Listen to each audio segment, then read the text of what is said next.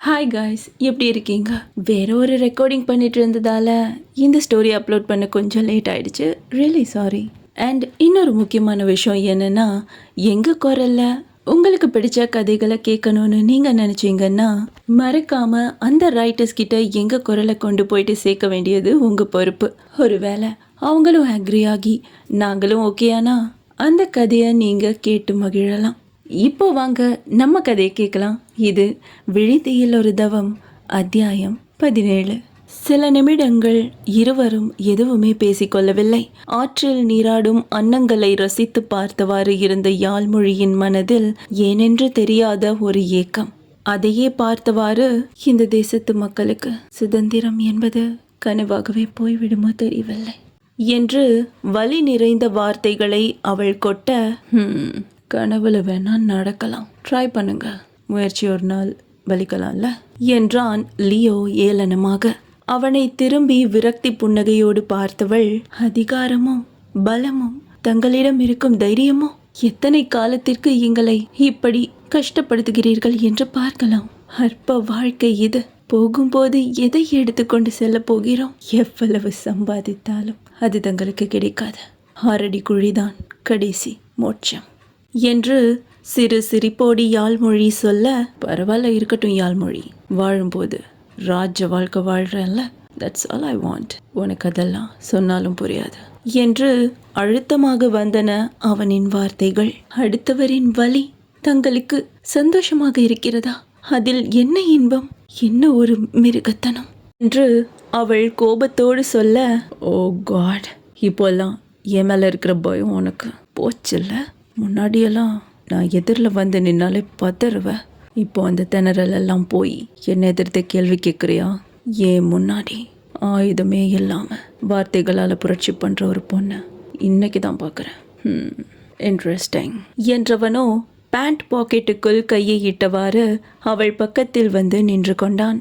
அவனை நிமிர்ந்து பார்த்தவள், அருகில் அமரலாமே என்று கேட்க, சிறிது நேரம் யோசித்தவன் சுற்றி முற்றி பார்த்துவிட்டு, நான் யாருன்னு உனக்கு தெரியுமா தெரியாதா என்று ஒற்றை புருவத்தை ஏற்றி இறக்கினான் லியோ ஜார்ஜ். இதில் என்ன இருக்கிறது? ஓஹோ, புரிந்துவிட்டது.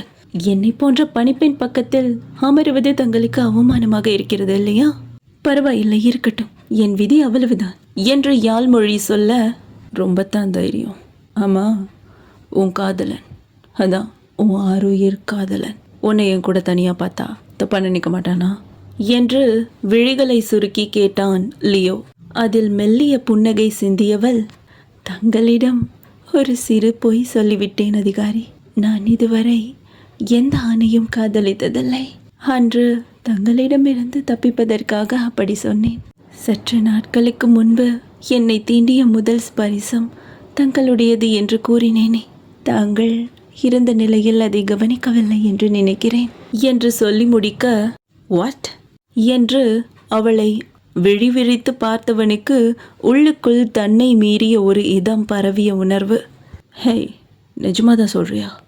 உனக்கு காதலன் இல்லையா என்று லியோ மீண்டும் கேட்க, அவளோ அதே சிரிப்போடு தலையாட்டி வைக்க, அவனையும் மீறி அவனின் இறுகிய இதழ்களில் சிறு புன்னகை தோன்றி மறைந்தது. ஆனால் சட்டென யாழ்மொழியின் முகம் இறுக கைகளை பிசைந்தவாறு அவன் எதிரே எழுந்து நின்றாள். நான் காதலிக்கவில்லை, ஆனால் இளவரசி இந்திரசேனா ஒருவரை காதலிக்கிறார்கள். அவனோ அவர்களின் ஆட்சி அந்தஸ்திற்கு ஈடே இல்லாத சந்தையில் வேலை பார்க்கும் ஒரு சாதாரண பணியாள். பாவம் என்று திக்கி திணறி சொல்லி முடிக்க, ஓஹோ, பிரின்சஸ் ஒரு சாதாரண ஆளை காதலிக்கிறாளா? இட்ஸ் இன்ட்ரெஸ்டிங் என்று நாடியை நீவி விட்டவாறு சொன்னான் லியோ. ஆமாம், அவன் அவன் வேறு யாருமல்ல, தாங்கள் கைது செய்து வைத்திருக்கும் வீராதான் என்று யாழ் சொல்லி முடித்த மறுகணம் அதிர்ந்து போய் அவளை பார்த்தவனின் முகம் கொஞ்சம் கொஞ்சமாக கோபத்தில் சிவக்க ஆரம்பித்தது.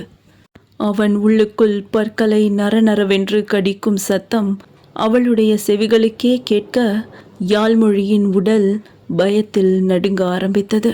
நான் நான் என்ன சொல்ல வருகிறேன் என்றால், என்று தடுமாற ஆரம்பித்தவளின் இரு தோள்களைப் பற்றி தன் அருகே இழுத்தவன் அவள் விழிகளை நேருக்கு நேராக பார்த்து, இப்போ எனக்கு எல்லாமே புரியுது. கொஞ்சம் கூட சிரிச்சு பேசுனதும் உனக்காக நான் எல்லாத்தையும் செய்வேன்னு நினச்சிக்கிட்டியா? உனக்கு எவ்வளோ தைரியம் இருக்கணும்? உன் லிமிட்டை நான் தெரிஞ்சுக்க யாழ்மொழி என்று ஆக்ரோஷமாக கத்தினான். பெண்ணவளுக்கோ அவனின் கோப விழிகளை இத்தனை அருகே பார்த்து மூச்சு விடவே பயமாக இருந்தது. நான் நான் அது அப்படியெல்லாம் நினைக்கவில்லை. அது தாங்கள் என்றவளின் வார்த்தைகள் தந்தியடிக்க சுற்றி முற்றி பார்த்துவிட்டு அவளை இழுத்து கொண்டு சென்று பின் சீட்டின் கார் கதவை திறந்து தள்ளிவிட்டவன் தானும் உள்ளே ஏறிக்கொண்டான். அவளோ பயந்தபடி கார் கதவை திறக்க முயற்சிக்க அவளை இருக்கையோடு சாற்றியவன், என்ன கொல்ல வந்தவன, அவ்வளோ சீக்கிரம் நீ சொல்றன்ற ஒரே காரணத்துக்காக விட்டுருவேன் நினச்சியாடி? அவனை கொன்று இங்கே நாயை தூக்கி போடுற மாதிரி தூக்கி போட்டாதான் இந்த இந்தியன் புவர் பீப்புளுக்கு எங்கள் மேலே பயம் இருக்கும். இல்லைண்ணா இன்னைக்கு நீ என் கூட பேசுகிறல்ல, அதே மாதிரி எல்லாரும் பேச ஆரம்பிப்பாங்க. I am the king, I am the Lord. என்ன மீறின குரல் இங்கே இருக்கக்கூடாது என்றான் பற்களை கடித்தபடி. யாழ்மொழியின் விழிகளிலிருந்து அவளையும் அறியாமல் அந்த நொடி விழிநீர் கசிந்து ஓடியது. சட்டென்று அதை புறங்கையால் துடைத்தவள், விடுங்கள், பிறக்கும் போதே தாயை இழந்து விட்டேன். 10 வயதில் அமைச்சராக அரசரிடம் வேலை பார்த்த என் தந்தையை எதிரி நாட்டு மன்னர் படுகொலை செய்ய அவரையும் அப்போதே இழந்து விட்டேன். சிறு வயதிலிருந்து பாசத்திற்காக ஏங்கிய நாட்கள் ஏராளம். அரண்மனையில் பணிப்பெண்ணாக இருந்தாலும் இளவரசியின் அருகே வளர்ந்ததால் அப்படியும் இல்லாமல் இப்படியும் இல்லாமல் நடுவில் ஒரு வாழ்க்கை. ஏன் வாழ்கிறேன் என்று கூட தெரியாது. ஒவ்வொரு நொடியும் அன்பிற்காக ஏங்கிய எனக்கு கிடைத்த பொக்கிஷம் இளவரசி இந்திரசேனா. எந்த இளவரசி ஒரு பணிப்பெண்ணுக்காக எதையும் செய்ய துணிவாள் கூறுங்கள்? ஆனால் என் இளவரசி செய்வார்கள். அத்தனை நல்ல மனம் படைத்தவர். அவர்களின் தகுதியை மீறி அதை மறந்து எனக்கு பாசத்தை கொட்டிய இந்திரசேனா என் இளவரசி. அவரின் கண்ணீரை என்னால் பார்க்க இயலவில்லை. சத்தியமாக சொல்கிறேன், அவர்களுக்காக நான் என் வாழ்நாளில் எதுவுமே செய்ததில்லை. ஆனால் அதையெல்லாம் அவர் ஒரு பொருட்டாக கூட நினைக்கவில்லை. எனக்காகவே அனைத்தையும் செய்வார். அதையும் மீறி நான் ஏதாவது செய்ய நினைத்தாலும் நான் யார்? என்னால் என்ன செய்திட முடியும்? அதுவும் ஒரு இளவரசிக்கு. ஆகையால் அவர்களின் காதலையாவது மீட்டிக் கொடுக்க வழி இருக்காதா என ஏங்குகிறேன் அதிகாரி. என் மனதில் இருக்கும் நினைவெல்லாம் அவ்வளவுதான். அதை மீறி தங்களின் அதிகாரத்தை குலைக்க வேண்டுமென்றோ, இல்லை என்றால் தங்களின் மீது பயத்தை இல்லாமல் செய்ய வேண்டுமென்றோ நான் ஒரு நொடி கூட எண்ணவில்லை என்று திக்கி திணறி அழுத வண்ணமாய் பேசி முடிக்க அவளையே உறைந்து போய் பார்த்து கொண்டிருந்தான் லியோ. யாழ்மொழியோ அவனிடம் கையெடுத்து கும்பிட்டு, தயவு செய்து வீரா, நான் செய்ததை மறந்து விடுங்கள், எனக்காக மன்னித்து விடுங்கள். இல்லை, அவனை கொலை செய்யத்தான் போகிறேன் என்று தாங்கள் கங்கணம் கட்டிக்கொண்டு தெரிந்தால் என்னை ஏற்றுக்கொள்ளுங்கள். கொலைதானே செய்ய வேண்டும், என்னை கொலை செய்யுங்கள். இளவரசிக்காக நான் மனம் உவந்து அந்த தண்டனையை ஏற்றுக்கொள்கிறேன். யாரை கொன்றாலும் தங்கள் மீது பயம் வரும் தானே. வீர அண்ணாவை விட்டு விடுங்கள், என்னை கொன்று விடுங்கள். இப்படி ஒரு வாழ்க்கை எனக்கு வேண்டாம் அதிகாரி என்று கதறி அழுத வண்ணமாக அவள் கெஞ்ச, இதை ஆடவனோ சுத்தமாக எதிர்பார்க்கவில்லை. பாசம் காட்டிய ஒரு இளவரசியின் காதலுக்காக இவள் தன்னுயிரையே மாய்த்து கொள்ள துணிந்து விட்டாளா என்ற கேள்வி அவனை அதிர வைக்க ஸ்தம்பித்து போய் வார்த்தைகள் இன்றி அவளை பார்த்து கொண்டிருந்தான் லியோ. அதுவும் சில கணங்கள்தான்.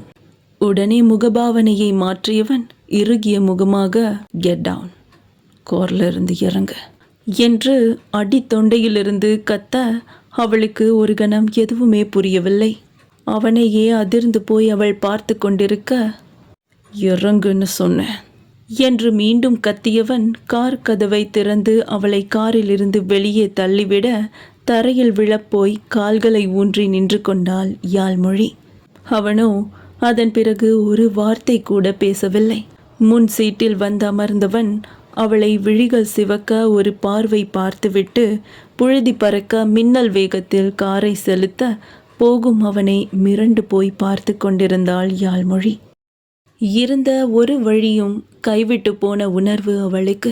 ஏமாந்த நிலையில் கலங்கிய விழிகளை அழுத்த துடைத்தவள் தளர்ந்த நடையாக அரண்மனையை நோக்கி செல்ல, இங்கு லியோவோ மொத்த வேகத்தோடு காரை செலுத்தி சென்று ஆங்கில சிறைச்சாலையின் முன் நிறுத்தினான். சார் என்று வாசலில் இருந்த சில அதிகாரிகள் அவனை பார்த்ததும் மரியாதை நிமித்தமாக எழுந்து சல்யூட் அடித்து நிற்க, யாரையும் கண்டுகொள்ளாமல் வேகமாக நடையிட்டு உள்ளே சென்றவன் வீராவை அடைத்து வைத்திருந்த சிறையை நெருங்க, அங்கு அவனின் கதறல் சத்தம் கேட்டுக்கொண்டிருந்தது.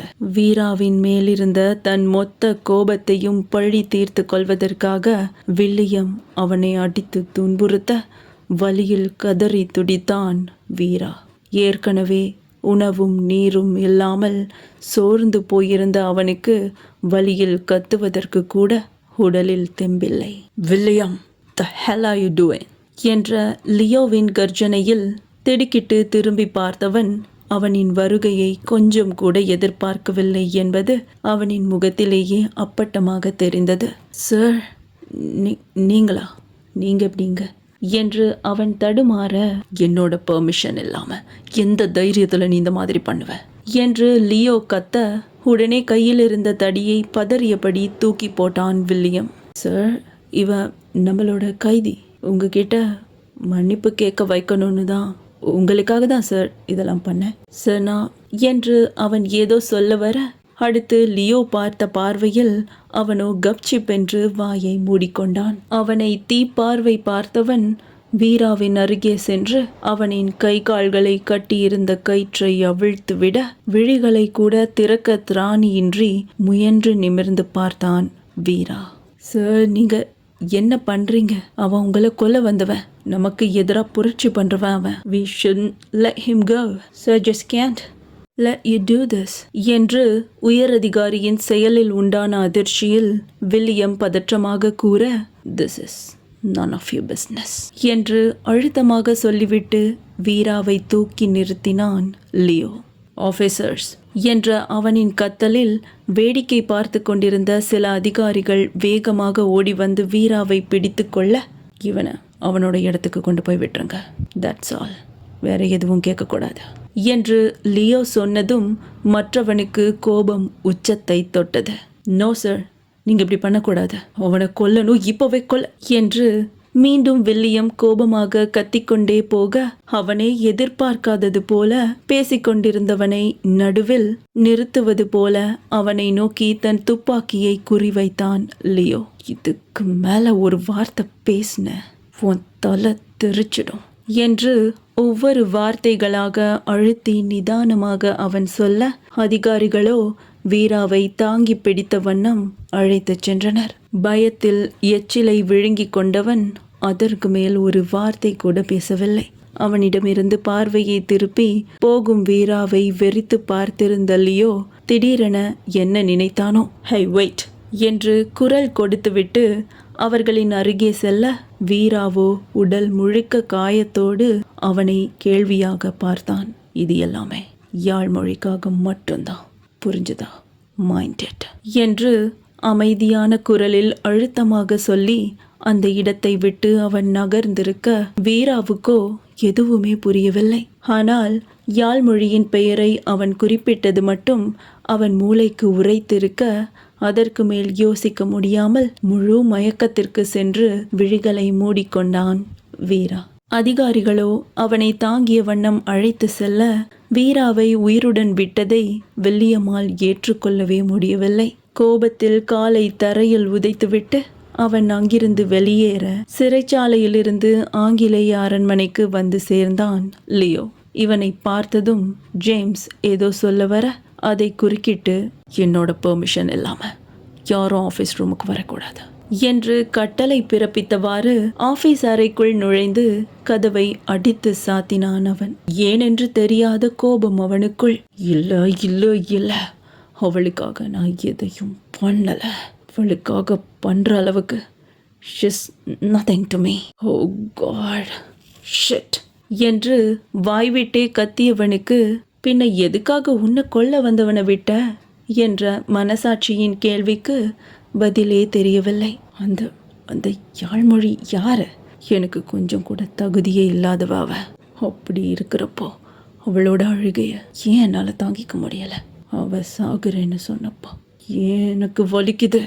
ஏன் ஏன் யாழ்மொழி என்று தனக்குத்தானே அதை கேட்டு பைத்தியம் பிடித்தவன் போல் அறைக்குள் குறுக்கும் நெடுக்குமாக நடந்து கொண்டிருந்த லியோவுக்கு பதில் தெரிந்தும் அதை ஏற்க மனம் மறுத்தது. ஒரு கட்டத்திற்கு மேல் தலை வெடிப்பது போலிருக்க அறையில் இருந்த மொத்த பொருட்களையும் தூக்கி எறிந்தவன் ஒரு ஆழ்ந்த பெருமூச்சோடு தனக்குள் ஒரு முடிவெடுத்து கொண்டான்.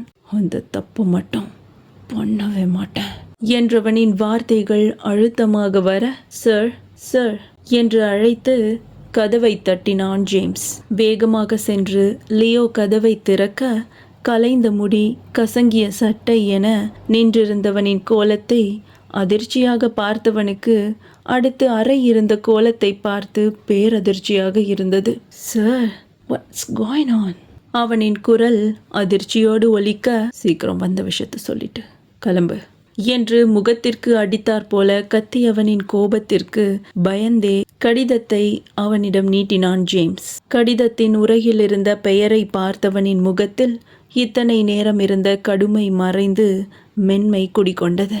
காரணம், சாட்சாத் அவனுடைய பழைய காதலியேதான் கடிதம் அனுப்பியிருக்கிறாள். வேகமாக பிரித்த அந்த கடிதத்தை முழுதாக வாசித்தவனின் இதழ்கள் தன்னையும் அறியாமல் புன்னகையில் லேசாக விரிய, உடனே அவளுக்கான பதில் கடிதத்தை அடுத்த தருணமே எழுதினான். அதே நேரம் இங்கு ஊர் சந்தைக்கு கொண்டு சென்று காரில் இருந்து வீராவை அதிகாரிகள் இறக்கிவிட, தூரத்திலிருந்து அதை கண்டு கொண்ட பாலாவுக்கு அதிர்ச்சியுடன் கூடிய சந்தோஷமாக இருந்தது. வீரா என்று கத்திக்கொண்டு அவன் தோழனை நோக்கி ஓட, அப்போதுதான் அவன் ஓடும் திசையை பார்த்த மற்றவர்களுக்கும் விழிகள் ஆச்சரியத்தில் விரிந்தன. ஏம்மா, உன் புள்ள இன்னும் சாகல, உயிரோட தான் வந்திருக்கான், சீக்கிரம் வாமா வந்து பாரு என்ற ஒருத்தியின் குரலில் பதறி அடித்து கொண்டு வந்த வீராவின் தாய் வைதேகிக்கு மகனிருந்த தோற்றத்தை பார்த்ததும் பெற்ற மனம் பதறியது. மொத்த ஊர் மக்களும் அவரை தேற்றி வீராவுக்கான உதவிகளை செய்ய ஆரம்பிக்க, அன்றிரவு அரண்மனை தோட்டத்தில் இருந்த குளத்திற்கு அருகே அமர்ந்து அழுது கரைந்தாள் யாழ்மொழி. வீராவை எப்படி காப்பாற்றுவது என்றே தெரியவில்லை அவளுக்கு.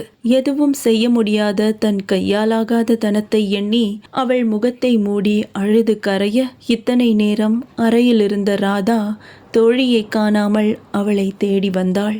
யாழ்மொழியின் காதலை பற்றி தெரிந்ததிலிருந்து அவளுடன் பேசுவதற்கு மனமே இல்லை அவளுக்கு.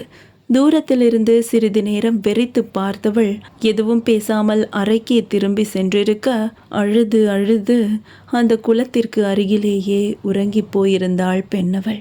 அடுத்த நாள் விடிந்ததும், யாழ் யாழ் எழுந்திரு என்ற இந்திரசேனாவின் குரல் காதில் விழ, அடித்து பிடித்து எழுந்தமர்ந்தவளின் முன்னே புன்னகையோடு நின்றிருந்தாள் இந்திரசேனா. இளவரசியின் புன்னகைக்கான காரணம் தெரியாமல் யாழ்மொழி குழப்பத்தோடு அவளை பார்த்து கொண்டிருக்க, இந்திரசேனாவின் இன்பத்திற்கான காரணம் என்னவென்று அறிந்து கொள்ள காத்திருக்கலாம் அடுத்த அத்தியாயத்திற்காக.